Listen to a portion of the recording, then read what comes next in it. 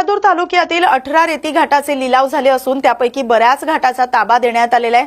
लाखादूर तालुक्यातील लिलाव झालेल्या संपूर्ण रेती घाटावरून घरकुल लाभार्थ्यांना 10% वाळू घरकुलासाठी देण्यात येणार आहे।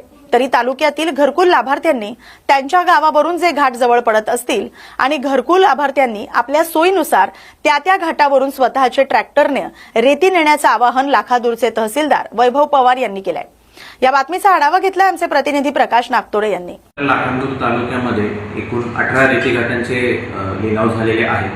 त्यामध्ये वैनगंगा नदीवर 11 रेती घाट आहेत आणि चुलबंद नदीवर आपले उर्वरित जे आहेत 7 रेती घाट असे एकूण 18 रेती घाटांचा लिलाव आपल्याकडे झालेला आहे।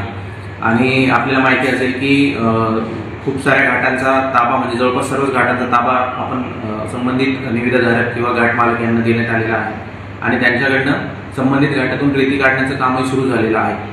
तरी जे घाट मालक ज्यावेळेस रेती काढतात त्यामधला 10% रेती ही घरकुल लाभार्थ्यांना त्या ठिकाणी अनुज्ञेय आहे। तर आपल्याकडे वैनगंगा नदीवरची जे पूर्ण गावं आहेत त्या पूर्ण गावांमध्ये आपल्याकडे रेती घाट आहेत। तर घरकुल लाभार्थी जे त्या जवळपासच्या गावात राहतात त्यांना ज्या ठिकाणून रेती जवळ पडत असेल किंवा ज्या ठिकाणून जो घाट जवळ पडत असेल त्या ठिकाणी संबंधित ट्रॅक्टर स्वतःचा घेऊन जाणं त्यांनी अपेक्षित आहे आणि त्या ठिकाणी तिथून संबंधित घाट मालक यांच्याकडनं तो ट्रॅक्टर वगैरे काय आहे तो आपल्याला भरून देण्यात येईल।